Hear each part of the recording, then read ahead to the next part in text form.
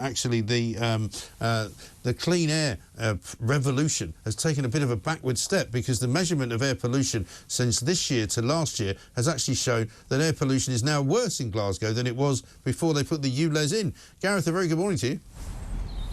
Good morning, Mike. I don't know if you've seen this figure from Glasgow, but it's rather startling that they brought this ULEZ situation in June and July of this year. They measured it in June and July of this year, compared it to June and July of last year, and the pollution and the particulates have actually got worse. Yes, I mean, I hadn't seen that statistic until you mentioned it just now, so unfortunately I can't really comment on that in detail, but it is something I'm going to go and study. I'd like to find out why exactly this whizzy new measure in Glasgow has seemingly completely failed. Yeah, well, isn't it interesting? I mean, it's a piece that I've got here in the Telegraph in which it says that pollution levels of gases linked to traffic rose by 10%. Nitrogen levels basically increased 34 micrograms per cubic metre between June and August of this year. This compared to a figure of 31 micrograms at the same period last year, a rise of 9.7%, and the legal limit is 40 milligrams. Also, fine particulate matter surged by 11.5% over the same period. It just goes to show you that, you know, it's not the be-all and end-all. We've said all along that ULEZ is not a method of actually cleaning the air. It's just a method of charging people to pollute it. Well, that's right. I mean, that's very much the message that I've been pushing out for, well, it feels like for a very long time now.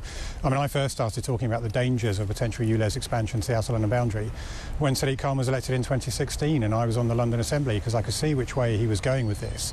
And I could see at that time that all this was going to be was a tax to clobber poor people. And I think probably in the last year or so, I think a great number of people have come around to that way of thinking, and I think there's very little doubt. And I think you can see, I mean, whilst of course I don't condone the vandalism that has been taking place on the cameras, I can understand the frustration that leads to it, because people are feeling a gross injustice is being perpetuated against them. And I mean, I've seen statistics that suggest that something like 90% of the cameras in my local borough have been dismantled or destroyed.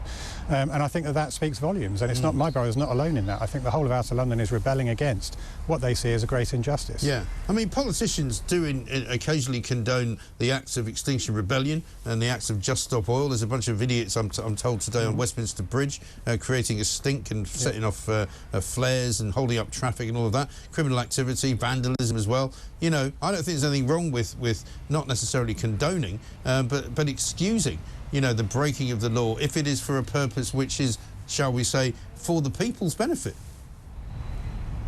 Well, I mean, I think we need to be very careful here, because the law is the law, and you know, if you're going to give a free pass to break the law in some way, then it becomes very difficult not to give a free pass in another.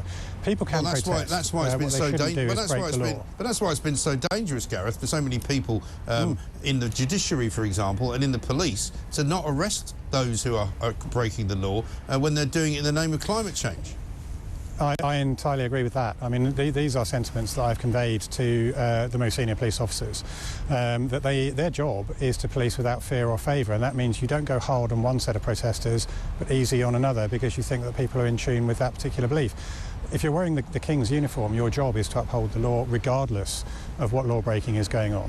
And I think it's very important that we get back to that kind of approach. Other stories we're hearing, Gareth, I don't know if you are, is that a lot of fines are being issued in the first week of ULEZ, but it's a very sort of murky situation. I'm hearing about people getting fined mistakenly, getting given tickets and charges for things that they didn't do, and I'm not sure where we are with all of that. What are you hearing? Well, I've heard that the equivalent of £700,000 worth of fines are being issued per day, or have been in the last week or so since the ULEZ has been in operation. And I've heard that some people are being fined despite having compliant vehicles, which tends to suggest the system is not working in the way that it should.